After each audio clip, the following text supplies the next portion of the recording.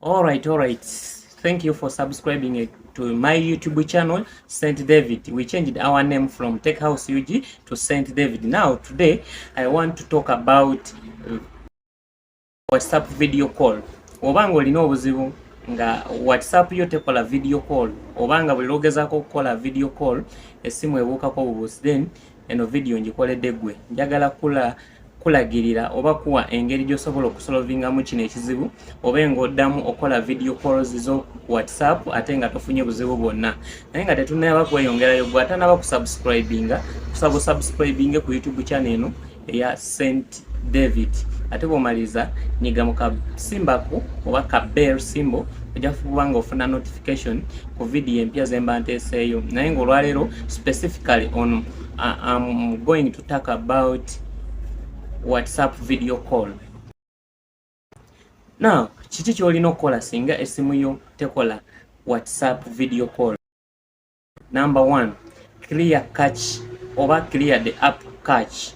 Cap hash, to clear the app cache of WhatsApp, genda mu settings, otuuka mu settings, genda mu app management, ate bw'omala otuuka mu app management, noonya WhatsApp yo weeri, then ginyigeeko, ejja kuba ng'ekulaga wansi awo ng'olaba nti clear data, clear cache, then nyiga ku clear cache, ejja kuba nga eclearinga. Number 2, remove and reinstall the application.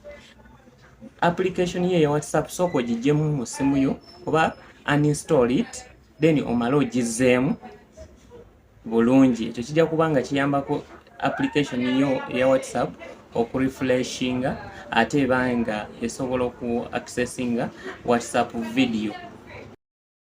Ekyokusatu is to update your application.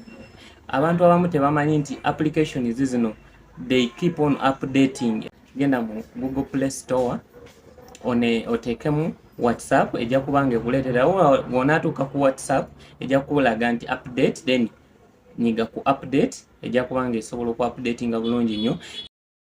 Ekintu ekyokuna, just restart your phone. Essimu yo gigyeko omale ogizeeko. Kino kiyambako essimu to refresh oba esobola oku shutting down all the activities ezirunning mu background eziyinza okuba nga ze zikulemesa essimu yo okuba nga ekola bulungi, neba nga now it is free from those background applications, then neba nga concentrating ku WhatsApp.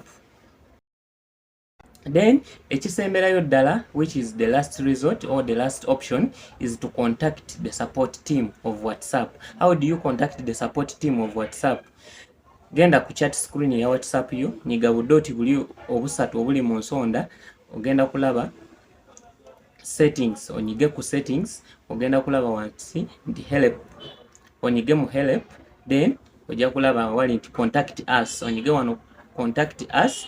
Bw'omala okunyigawo, then ejja kuleeterawo osobola okuwandiika ekizibu kyo, then kiwandiikewo omale okisendinge, olindemu eddakiika bajja kuba nga bakwanukula, there and then ojja kuba nga osobodde okusolovinga. If the problem persists, please contact me. My WhatsApp number is there.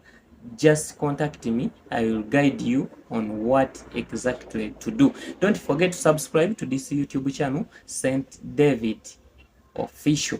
Ku YouTube, ku TikTok, byonna Saint David. Thank you for watching. See you in the next video.